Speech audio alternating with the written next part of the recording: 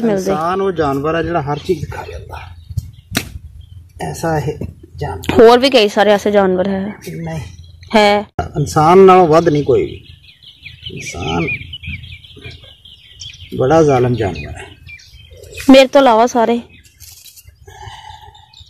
तू केड़ा नहीं गोश्त? नहीं मैं अशरफुल मखलूकात च। अशरफुल मखलूकात इंसान यही समझदा है कि जिन्हों दिल करे नत्थ पा के बन लो, जिन्हों दिल करे कोह के खा जाओ, ते जिन्हों दिल करे रेस दे विच मिर्चां अखां च पा के दड़ा दो। ये इंसान दी मिर्चां अखां च पा के। अच्छा मिर्चां अखां च पा के लाइन च किदां दौड़ना है भी दस्सियो। मुकाबले च दड़ांदे है ना, वो ते इरेगुलर बेस दौड़ेगा, सीधा किदां दौड़ेगा मिर्चां अखां च पा के? पिछों दियां नत्थां भी ते फड़ियां हुंदियां ना, बौलदां दी दौड़ लवांदे इंसान। बौलदां दी ਉਹਦੇ ਵਿੱਚ ਪਿੱਛੇ ਬੈਠੇ ਹੁੰਦੇ ਗੱਡੀਆਂ ਛੋਟੀ ਛੋਟੀਆਂ ਬਣਾ ਕੇ ਉਹਦੇ ਤੇ ਜਾਨਵਰਾਂ ਦੀਆਂ ਅੱਖਾਂ 'ਚ ਮਿਰਚਾਂ ਪਾਈਆਂ ਹੁੰਦੀਆਂ, ਉਹ ਦੌੜਦੇ ਆ ਫਿਰ ਤੇ ਕਾਬੂ ਪਿੱਛੋਂ ਕੀਤਾ ਹੁੰਦਾ। ਤੇ ਫਿਰ ਬਾਅਦ ਦੇ ਵਿੱਚ ਕੀ ਬਣਦਾ ਉਹਨਾਂ ਦਾ? ਅੱਖਾਂ ਤੇ ਸਾੜੀਆਂ ਅੱਖਾਂ ਨੂੰ ਮੁੜ ਤੇ ਚੀਟਿੰਗ ਨਹੀਂ ਹੁੰਦੀ? ਚੀਟਿੰਗ ਹੈ ਸਾਰੇ ਕਰ ਲੈਂਦੇ, ਇਹ ਬਹੁਤ ਬਹੁਤ ਕੁਝ ਕਰਦਾ ਇਨਸਾਨ। ਕੋਈ ਆਮ ਜਾਨਵਰ ਥੋੜੋ, ਇਨਸਾਨ ਖਾਸ ਜਾਨਵਰ ਹੈ। ਤੇ ਮਰਦ ਜਿਹੜਾ ਨਾ ਉਹ खास जानवर चो सब तो खतरनाक किस्म, वो दूजे जानवरों का भी इस्तेमाल करता, वो दरख्त बूटियां का भी करता, नाल अपनी हम नस्ल औरत का भी करता। ऐसा खतरनाक जानवर है मर्द जड़ा। पूरे का पूरा नहीं कह सकते तुसी, यानी पूरी स्पीशीज नूं थोड़ी ना कह सकते, सारे ही है तकरीबन। कोई होएगा, कोई तो मुराद है जेडे समझ सोच वाले हैगे बहुत थोड़े, लेकिन वो भी मजबूर है कि वो सारे इस सिस्टम का हिस्सा है। औरत दे हाथ दे विच मुआशरे दा बंदोबस्त होवे ते इन्नी क्रूएलिटी ना होवे, इन्ना जुल्म ना होवे, क्योंकि वो खुद नरम दिल रखदी है, बच्चे पालदी है, ओदे अंदर नरमी हुंदी। ये भी ओवरऑल जेड़ा इमेजिन करना ये भी नहीं सही। नहीं फिलहाल तो इदां ही है। ਜਦੋਂ ਤੱਕ ਪਾਵਰ ਜਿਹੜਾ ਹੁੰਦਾ ਨਾ ਮਜ਼ਲੂਮ, ਉਹ ਫਿਰ ਰਹਿਮਦਿਲ ਹੀ ਹੁੰਦਾ। ਜਦੋਂ ਮੌਕੋ ਪਾਵਰ ਆ ਗਈ ਫਿਰ ਉਹਦੇ ਲਈ ਵੀ ਸਾਰਾ ਕੁਝ ਉਹੀ ਹੈ, ਫਿਰ ਉਹ ਬਦਲੇ ਕੱਢੇਗੀ। ਇਹਦੇ ਇਮਕਾਨਾਤ ਹੋ ਸਕਦੇ, ਲੇਕਿਨ ਫਿਲਹਾਲ ਚੂੰਕਿ ਅਸੀਂ ਪਿਛਲੇ ਕਈ ਹਜ਼ਾਰ ਸਾਲ 'ਚ ਅਸੀਂ ਨਹੀਂ ਦੇਖਿਆ ਕਿ ਔਰਤ ਦੇ ਹੱਥ 'ਚ ਬੰਦੋਬਸਤ ਹੈ, ਇਸ ਲਈ ਅਸੀਂ ਇਹਦਾ ਜਨਰਲ ਜਿਹਾ ਇੱਕ ਕਿਆਫਾ ਹੀ ਲਾ ਸਕਦੇ ਹਾਂ, ਕਹਿ ਨਹੀਂ ਸਕਦੇ। ਮਰਦ ਨੂੰ ਤਾਂ ਅਸੀਂ ਦੇਖਿਆ ਨਾ, ਉਹਦੇ ਕਰਤੂਤ ਤਾਂ ਦੇਖੀ ਬੈਠੇ ਆ ਨਾ, ਉਹ ਤਾਂ ਜ਼ਾਲਮ ਤਰੀਨ ਮਖਲੂਕ ਹੈ ਨਾ ਦੁਨੀਆ ਤੇ।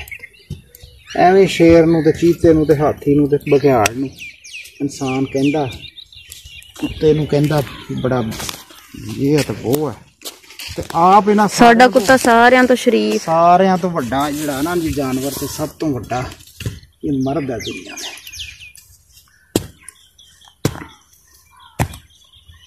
ਇਹ ਨਹੀਂ ਹਟਦਾ ਕਿਸੇ ਤਰ੍ਹਾਂ। ਅੱਲਾ ਮੀਆਂ ਵੀ ਇਹਨੇ ਆਪਣੇ ਹੱਥ 'ਚ ਰੱਖਿਆ, ਪੈਗੰਬਰ ਵੀ ਇਹਨੇ ਆਪਣੇ ਹੀ ਹੱਥ 'ਚ ਰੱਖਿਆ। ਉਹ ਤੇ ਅੱਲਾ ਮੀਆਂ ਨੇ ਵੀ ਇੱਕ ਹਿਸਾਬ ਨਾਲ ਉਹਨਾਂ ਦੇ ਹੱਥ 'ਚ ਹੀ ਰੱਖੇ ਆ। ਅੱਲਾ ਮੀਆਂ ਵੀ ਨਾਲ ਹੀ ਆ ਮਰਦ ਦੇ। ਜਿਹੜਾ ਮਰਦ ਦਾ ਕਨਸੈਪਟ ਮਰਦ ਨੇ ਦਿੱਤਾ ਸੁਸਾਇਟੀ ਨੂੰ ਅੱਲਾ ਮੀਆਂ ਦਾ ਨਾ, ਉਹ ਵੀ ਮੇਲ ਤਰ੍ਹਾਂ ਦੇ ਅੱਲਾ ਮੀਆਂ ਦਾ ਦਿੱਤਾ ਹੋਇਆ। ਉੱਥੇ ਵੀ ਅੱਲਾ ਮੀਆਂ ਜਿਹੜਾ ਉਹਦਾ ਕਨਸੈਪਟ ਜਿਹੜਾ ਬੱਚਿਆਂ ਤੱਕ ਨੂੰ ਦਿੱਤਾ ਜਾਂਦਾ ਨਾ, ਜਿੰਨੇ ਵੀ ਮਜ਼ਾਹਬ ਹੈ ਖਾਸ ਤੌਰ 'ਤੇ ਅਸਮਾਨੀ ਮਜ਼ਾਹਬ, ਉੱਥੇ ਰੱਬ ਮੇਲ ਹੀ ਹੈ ਰੱਬ ਦਾ ਕਨਸੈਪਟ। ਭਾਵੇਂ ਕਹੀ ਜਾਣ ਉਹਦੀ ਕੋਈ ਨਸਲ ਨਹੀਂ, ਉਹਦਾ ਕੋਈ ਰੂਪ ਨਹੀਂ, ਉਹਦਾ ਕੋਈ ਜੈਂਡਰ ਨਹੀਂ, ਲੇਕਿਨ ਜਦੋਂ ਵੀ ਉਹਨੂੰ ਇਸਤੇਮਾਲ ਕੀਤਾ ਜਾਂਦਾ ਅੱਲਾ ਦਾ ਨਾਂ, ਤੇ ਮੇਲ ਮਾਇਨੇ 'ਚ ਕੀਤਾ ਜਾਂਦਾ। अल्लाह बड़ा कारसाज है, अल्लाह बड़ा मेहरबान है, वो किसी के साथ बेइंसाफ़ी नहीं करता है, कभी नहीं क्या वो किसी के साथ बेइंसाफ़ी नहीं करता है, वो हर किसी से रहम करती है ना। ये इंसान दी मोनोपोली है। फिर कह दिंदा कि नहीं ये जनरलाइज मैने च इस्तेमाल होंदा है, मेल मर्द की जिहड़ी जेंडर की इस्तलाह है ये जनरल मैने च इस्तेमाल होंदी, जनरल मैने च औरत दी नहीं हो सकती।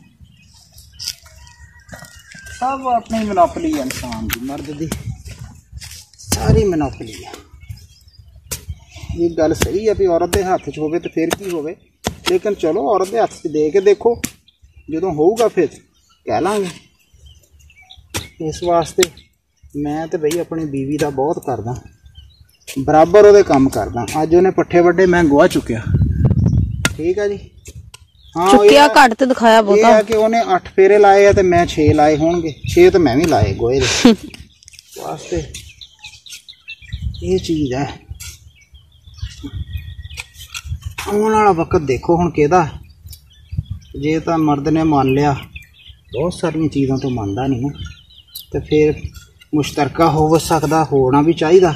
ਨਹੀਂ ਤਾਂ ਇੱਕ ਦਿਨ ਔਰਤ ਨੇ ਫਿਰ ਆਣਾ ਉੱਠਣਾ ਹੈ, ਉੱਠ ਕੇ ਉਹਨੇ ਫਿਰ ਸਾਰੇ ਜਿਹੜੇ ਨੇਂਦੇ ਆ ਜਿਹੜੇ ਉਹਨੇ ਵਾਪਸ ਕਰਨੇ ਆ, ਵਾਧੇ ਨਾ ਵਾਪਸ ਕਰਨੇ ਉਹਨੇ ਉਹੀ ਨਾ, ਜਿੰਨੇ ਪਾਏ ਹੋਏ। ਤੇ ਅਸੀਂ ਇਨਫਰਾਦੀ ਤੌਰ ਤੇ ਐਸਾ ਸਟੇਜ ਹੀ ਨਹੀਂ ਆਣਾ ਚਾਹੀਦਾ ਕਿ ਕਦੀ ਕਿਸੇ ਯਾਨੀ ਕਿਸੇ ਹੋਰ ਨੂੰ ਐਸਾ ਸੋਚਣ ਦਾ ਮੌਕਾ ਮਿਲੇ। ਪਰ ਜਦੋਂ ਹੁਣ ਸੂਰਤ ਹਾਲ ਇਦਾਂ ਦੀ ਬਣ ਜਾਏ ਤਾਂ ਫਿਰ ਉਹਦਾ ਹੱਲ ਕੋਈ ਮਤਲਬ ਸੈਲਫ ਟਰਾਈ ਦੀ ਬੇਸ ਤੇ ਡਿਪੈਂਡੈਂਟ ਨਾ ਹੋਏ ਇੱਕ ਦੂਜੇ ਤੇ, ਉੱਥੋਂ ਹੀ ਸਾਰੀਆਂ ਚੀਜ਼ਾਂ ਸਿੱਧੀਆਂ ਹੋਣ ਲੱਗ ਪੈਣੀਆਂ। ਸਹੀ ਗੱਲ ਹੈ। ਕੁੜੀਏ ਤੂੰ ਵੀ ਮੈਨੂੰ ਕੁਝ ਲੱਗਦਾ ਤੂੰ ਥੋੜਾ ਥੋੜਾ ਪੜ੍ਹੀ ਲਿਖੀ ਹੈ। ਇਹਦੀ ਧੀ ਆ ਤੂੰ? ਮੈਂ ਹਮਸਾਇਆਂ ਦੀ। ਹਮਸਾਇਆਂ ਦੀ? ਅੱਛਾ। ਉਹ ਕਿਤੇ ਉੱਡਾਂ ਕੋਲ ਲੈ ਕੇ ਆਏ ਲੱਗਦਾ ਤੂੰ। ਢੇਰ ਤੋਂ ਚੁੱਕਿਆ ਸੀ। ਢੇਰ ਤੋਂ ਚੁੱਕਿਆ ਸੀ? ਇਹਦਾ ਮਤਲਬ ਹੈ ਢੇਰ 'ਚ ਫਸਲ ਅੱਛੀ ਹੁੰਦੀ ਆ। ਦੇਖੋ ਨਾ, ਆਹ ਤਾਂ ਹੁਣ ਪੈਂਪਰ ਨਿਕਲਿਆ ਪਰ ਥੱਲੇ ਢੇਰ ਹੈ ਮਿੱਟੀ ਦੇ ਵਿੱਚ। ਇਹਦਾ ਮਤਲਬ ਹੈ ਕਲੀਆਂ ਦੀਆਂ ਤੇ ਗੁਲਾਬ ਦੀਆਂ ਅੱਛੀਆਂ ਲੱਗਣਗੀਆਂ ਹੈ। ਪਰ ਜਗ੍ਹਾ ਕਿਸ ਤੇ ਲਗਾ ਰਹੇ? ਇਹ ਥੱਲੇ ਪੈਂਪਰ ਕਿੰਨੇ ਕਾ? ਇਸ ਘਰ 'ਚ ਤਾਂ ਕਮਿਊਨਿਟੀ ਬਹੁਤ ਹੈ। ਕਮਿਊਨਿਟੀ ਥੋੜੀ ਹੈ। ਪਿਆ ਰਹਿਣ ਦੋ, ਕਿਤੇ ਹੋਰ ਪੁੱਟ ਲਓ। ਨਹੀਂ ਬਾਬਾ ਕਿੱਦਾਂ ਦੇ ਹੈ, ਤੁਸੀਂ ਕੀ ਕਰ ਰਹੇ ਆ? ਪੈਂਪਰ ਮੇਰੇ ਨਿਆਣਿਆਂ ਦਾ ਹੀ ਆ, ਹੁਣ ਮੈਂ ਕੀ ਕਰਾਂ? ਫਿਰ ਵੀ ਚੱਲ ਕੋਈ ਨਾ, ਹੱਥ ਧੋ ਲਾਂਗੇ। ਜਗ੍ਹਾ ਬਹੁਤ ਫਾਦੀ ਹੈ। ਲੈ ਇਧਰੋਂ ਹੋਰ ਨਿਕਲਿਆ। ਨਾ ਕਰੋ ਨਾ, ਕੋਈ ਬਾਤ। ਆਪ ਖਫਾ ਨਾ ਹੋ, ਤੁਸੀਂ ਕਿਤੇ ਹੋਰ ਪੁੱਟ ਲਓ। ਸੈਂਟਰ 'ਚ ਲਾਣਾ ਸੀ ਨਾ, ਹੁਣ ਮਜਬੂਰੀ ਹੈ। ਮੈਂ ਹਜੇ ਦੂਸਰਾ ਟੈਸਟ ਤਿਆਰ ਕਰਨਾ ਬਾਇਓ ਦਾ ਨਹੀਂ ਸ਼ੁਰੂ ਕੀਤਾ। ਦੱਸਾਂ ਕਿਉਂ? ਕੱਲ थी क्योंकि मैंने पता था पैकेज नहीं लगना, तो टेस्ट आना ही नहीं, इसमें तो मैं टेस्ट लिखना ही नहीं। ਟੈਸਟਾਂ ਵਾਲੀ ਜਿਹੜੀ ਗੱਲ ਹੈ ਨਾ, ਇਹ ਕਰਨੀ ਪੈਣੀ ਹੈ। ਜੇ ਤੁਸੀਂ ਔਰਤਾਂ ਨੇ ਇਹ ਟੈਸਟ ਨਾ ਦਿੱਤੇ, ਪੜ੍ਹਾਈਆਂ ਨਾ ਕੀਤੀਆਂ, ਚਾਹੇ ਇਹ ਹੈਗੀਆਂ ਰੈਡੀਮੇਡ ਕਿਸਮ ਦੀਆਂ ਹੈ, ਕੈਰੀਅਰ ਡਿਵੈਲਪਮੈਂਟ ਦੀਆਂ ਹੈ, ਜਿਹੜੀਆਂ ਇਨਸਾਨ ਦੀ ਜਿਹੜੀ ਇੰਡੀਵਿਜੂਅਲਿਟੀ ਹੈ, ਇਨਸਾਨ ਦੀ ਕ੍ਰੀਏਟੀਵਿਟੀ ਹੈ, ਇਨਸਾਨ ਦੀ ਜਿਹੜੀ ਨੈਚੁਰਲ ਗਰੋਥ ਹੈ, ਕਰਨੀਆਂ ਪੈਣੀਆਂ। ਤਾਂ ਤੁਸੀਂ ਮਰਦਾਂ ਤੋਂ ਅੱਗੇ ਨਿਕਲਣਾ, ਕਿਉਂਕਿ ਮਰਦ ਵੀ ਇੱਦਾਂ ਹੀ ਨਿਕਲਿਆ। ਉਹਨਾਂ ਹਥਿਆਰਾਂ ਨਾਲ ਹੀ ਮਰਦ ਨੂੰ ਹਰਾਉਣਾ ਪੈਣਾ, ਜਾਂ ਉਹਨੂੰ ਮਜਬੂਰ ਕਰਨਾ ਪੈਣਾ ਕਿ ਉਹ ਬਰਾਬਰੀ ਤੇ ਆਵੇ। ਜਿਹੜੇ ਹਥਿਆਰਾਂ ਦੇ ਨਾਲ ਮਰਦ ਲੜਦਾ, ਤੇ ਮਰਦ ਦਾ ਹਥਿਆਰ ਜਿਹੜਾ ਨਾ, ਉਹ ਤਾਲੀਮ, ਟੈਕਨੋਲੋਜੀ, ਸਾਇੰਸ ਇਹ ਹੈ। ਜੇ ਨਹੀਂ ਵੀ तो फिर एक कॉमन यानी आपे ही जिन्हें कहते ना assume the Karan the basis ते कहना शुरू हो जाएगा।